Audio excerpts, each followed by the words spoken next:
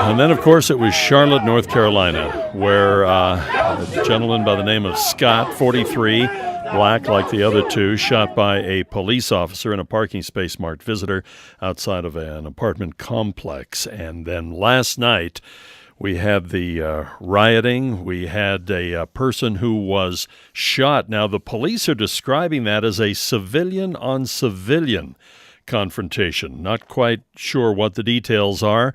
At first, it was a reported death, but then we find out the man is on life support. From what we know, 4 officers had injuries that were not life-threatening. It's interesting. We made some calls today. And the best way I can describe the way we kind of hooked up with Chris Worden was he is a friend of our producer, Cassie Smith. And Chris Worden lives in Charlotte, very, very close to what started to unfold and did unfold last night. Chris, thank you so much, first and foremost, for taking our phone call, sending us the photos that we're going to be putting up and looping at kslnewsradio.com, and it'll be on our Doug Wright Show Facebook page. But thank you for joining us here live on the air. Yeah, thanks for having me. It's an honor. Chris, photojournalist, how did you first become aware that things were getting out of control last night, and what did you do, and how close really was this to your home? Yeah, so I was headed home after work last night about 8 o'clock, and on my way home I noticed just a significant number of helicopters in the sky over uptown Charlotte, which is our downtown sort of metropolitan area.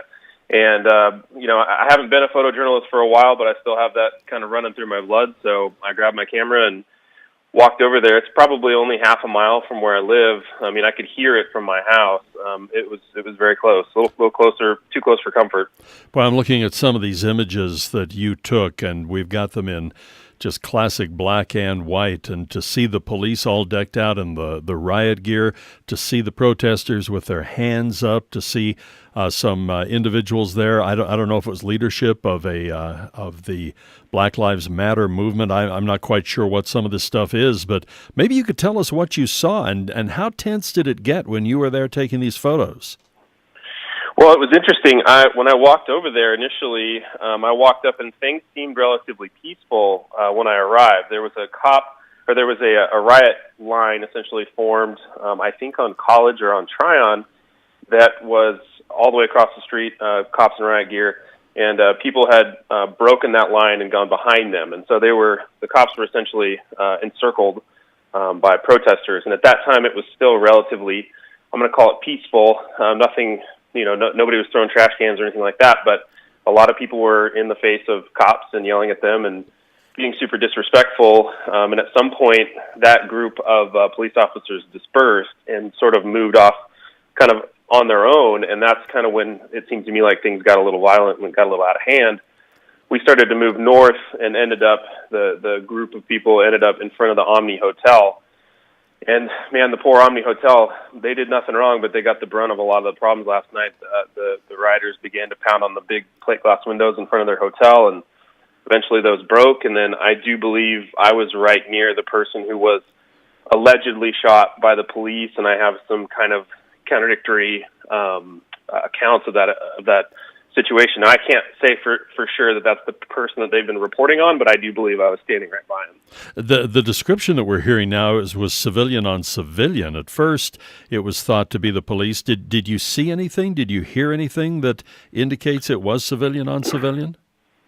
Well, what I can tell you is that I don't think most people know what a gunshot sounds like in real life with no ear protection on, and in my experience down there, I heard no real gunfire, specifically from a pistol or otherwise. What I did see and I did witness was one police officer was using what looked like a paintball gun, but may have been rubber pellets. And then, of course, a lot of tear gas canisters being fired. And I believe, because someone got hit with one of those right next to me, and I believe this is the person that everybody's been reporting on, I think he got hit with a rubber pellet or a paintball. And that can be really painful, especially if you're not expecting it. And in a situation like that, I can see how it can become misconstrued. I don't know if the cops are responsible for that, or if there was in fact some civilian-on-civilian violence there. But that's what I witnessed: some form of like paintball or rubber pellets being shot, and tear gas canisters, but in no time down there did I hear actual shots fired. Yeah, we've been getting press conferences this morning with the mayor, Jennifer Roberts, and then also the chief Putney, and I'm not sure if we've had any absolute brand new information in just the last couple of minutes. But boy, this has been a tense situation. You mentioned the tear gas. Were you in the area where the tear gas was? I've never been around tear gas. I have no idea. Yeah, I was in it.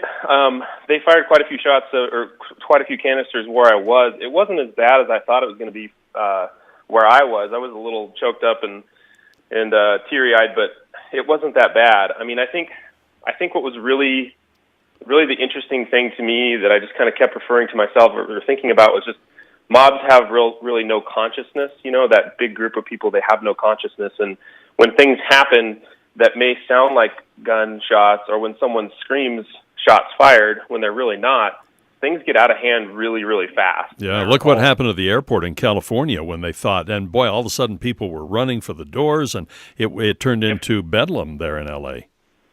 Yeah, a perfect example. And as soon as the crowd approached the Omni Hotel, they started to pound on the windows in front of the hotel, and that sounded kind of like gunshots, and people started screaming and running. I saw people get trampled just because they were in the way of people that thought shots were being fired from the Omni Hotel. It was crazy. What are the vibes today back there in Charlotte? You know, I was in Charlotte 4 years ago for the Democratic National Convention, and what a beautiful city. I just absolutely, we loved, my producer and I, we just loved our time in Charlotte. What are the vibes there this morning? Yeah, it's tough. I mean, Charlotte's one of the fastest growing cities. It's seen a lot of really amazing growth in the last couple of years, and I think, boy, right up until a couple of days ago, I think everybody in this city was really feeling great about the development. There's, of course, a big socioeconomic gap between the lower income class and the upper income class in this town, and so I think there's kind of always that natural kind of clashing of cultures. And I think from what I can tell so far is people are pretty tense. The uptown area, I've heard differing reports that it's shut down and then it's not. I know a lot of businesses are closed for the day. The company that I run, we've basically shut it down for the day. The people that work in that area have been instructed to stay home, and just a lot of cleanups going on in uptown. I'm really hopeful that we don't see a resurgence in violence again tonight, and things stay peaceful, and the families that are grieving over the losses of lives, see some closure to that, and we can put this behind us. Chris, I really appreciate you joining us today here on the program.